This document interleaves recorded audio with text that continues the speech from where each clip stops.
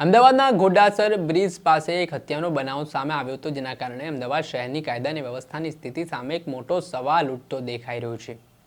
સરા જાહેરમાં યુવકની હત્યા કરી દેવામાં આવી, જેના કારણે પોલીસ પણ દોડતી થઈ છે। આ મામલે ઈસનપુર પોલીસ સ્ટેશન ખાતે આરોપી સામે ગુનો નોંધાયો છે। ત્યારે કોણ આરોપી છે તેને પકડવા માટે પોલીસની શું કાર્યવાહી છે, વિગતે વાત કરીએ। નમસ્કાર દર્શક મિત્રો, સ્કાયનેટ મીડિયામાં આપનું સ્વાગત છે। હું છું ફૈઝાન। છેલ્લા થોડાક સમયથી અમદાવાદ શહેરમાં ફરી કાયદા અને વ્યવસ્થાની સ્થિતિના ધજાગરા ઉડવાની શરૂઆત થઈ છે।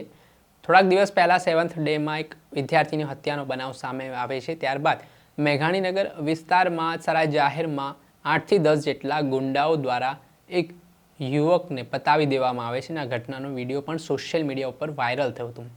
ત્યારે વધુ એક હત્યાનો બનાવ છે તે અમદાવાદના ઈશનપુર વિસ્તાર ખાતે આવેલા ઘોડાસર બ્રિજ પાસેથી સામે આવ્યો છે। એમાં રવિવારે રાત્રિ દરમિયાન એક યુવકની સરા જાહેરમાં ચપ્પુના ઘા ઝીંકીને હત્યા કરી દેવામાં આવી। હવે ઘટનામાં કહેવાય રહ્યું છે કે જે મૃતક છે તેઓ મજૂરી કામ કરીને પોતાનું ગુજરાન ચલાવે છે। તેઓ ફૂટપાથ પર રહેતા હતા। ત્યારે તેઓ નિત્યક્રમ પ્રમાણે ફૂટપાથ ઉપર હતા ત્યારે એક અજાણ્યો શખ્સ આવે છે અને એકાએક કંઈક બોલાચાલી થાય તેમાં ચપ્પુના ઘા ઝીંકવા લાગે છે।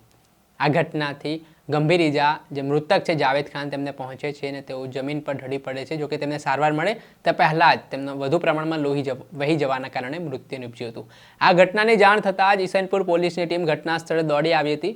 પોલીસ દ્વારા આ મામલે હત્યા અંગેનો ગુનો અજાણ્યા શખ્સ સામે નોંધવામાં આવ્યો છે।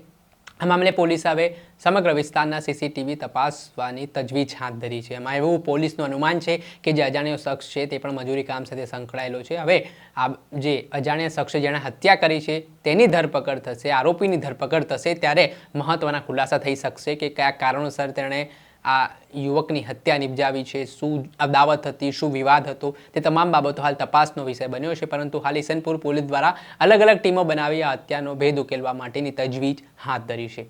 દર્શક મિત્રો, આવી જ ક્રાઇમથી જોડાયેલી સ્ટોરી આપના સુધી પહોંચાડતા રહીશું, એટલે સ્કાયનેટ મીડિયા જોતા।